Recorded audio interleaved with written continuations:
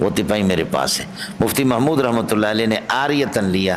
حضرت اقدس مفتی محمود رحمۃ اللہ علیہ بڑے ماہر تھے، مفتی صاحب نے بھی تفسیر پڑھائی ایک دو مرتبہ۔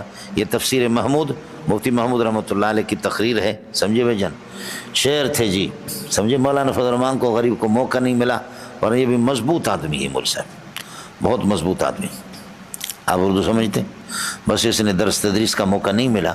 مفتی صاحب نے درس تدریس کیا۔ حضرت اقدس مولانا فضل الرحمان فرماتے ہیں کہ بخدا درس کے لیے بیٹھتے بیٹھتے بیمار، شوگر کی جب مرض لگی تو ہم حضرت جی کو منع کرتے تھے کہ اس طرح نہیں، کبھی 3 گھنٹے 4 گھنٹے بیٹھ بیٹھ کر کے آخر کار مفتی محمود رحمۃ اللہ علیہ کی انگلیوں سے خون آنا شروع ہو گیا،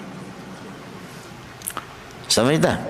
آخر کار فرمایا کہ حضرت اقدس کی انگلیوں سے خون آنا شروع ہو گیا۔ بڑے حضرات ہیں۔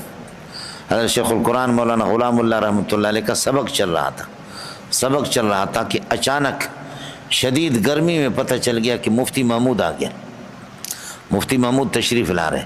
حضرت شیخ صاحب نے فرمایا کہ قرآن مجید بند کرو، نکلو باہر، نکلو۔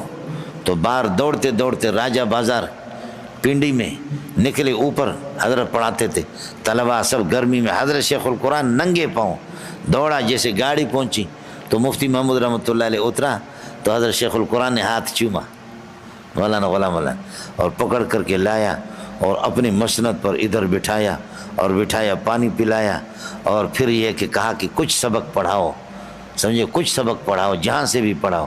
مفتی نے فرمایا کہ مفتی صاحب نے فرمایا جہاں کو چھوڑو، یہ بتاؤ آپ نے کہاں تک پڑھا ہے؟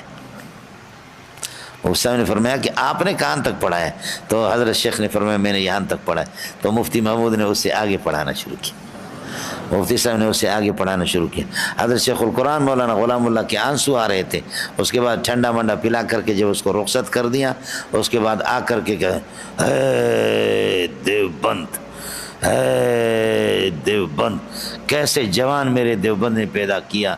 آپ نے دیکھا کہ میں تو مطالعہ کر کے محنت کر کے گھنٹوں کے گھنٹے پھر آ کر آپ کو پڑھاتا ہوں، اور مفتی محمود بغیر مطالعہ کے کیسے پڑھائے، سمجھتا بڑے لوگ۔ السلام علیکم ورحمۃ اللہ وبرکاتہ۔ ناظرین کرام، آپ نے جس طرح مولانا منظور مینگل صاحب کے ساتھ عقیدت رکھتے ہیں اور ان کے بیان کو غور و شوق سے سنتے ہیں، تو اس بیان میں مولانا منظور مینگل صاحب نے مولانا فضل الرحمان صاحب اور ان کے والد مفتی محمود صاحب رحمۃ اللہ علیہ کی تعریف کی۔ کہا کہ مفتی محمود نے تو خود 2 دفعہ تفسیر قرآن پڑھائی اور اس کا تکمیل کرایا، لیکن مولانا فضل الرحمان صاحب گرچہ علمی آدمی اور قابل ترین قابلیت ہے، لیکن تدریس تفسیر کیوں نہیں کرایا اور اس سے کیوں نہیں لیا؟ اس کی وجہ ایک ہے کہ ان کو موقع نہیں ملا، اور انہوں نے اسمبلی سیاست میں حصہ لے کر علمی میدان سے پیچھے ہٹے، کیونکہ اس دور میں سیاست اور پارلیمنٹ میں علماء کی شدید اشد ضرورت ہے اور رہے گی۔ ان جیسے لوگ اگر سیاست میں نہیں آئیں گے تو یہ سیاست ہمیں بددینی، مغربیت اور لادینیت کی طرف لے جائے۔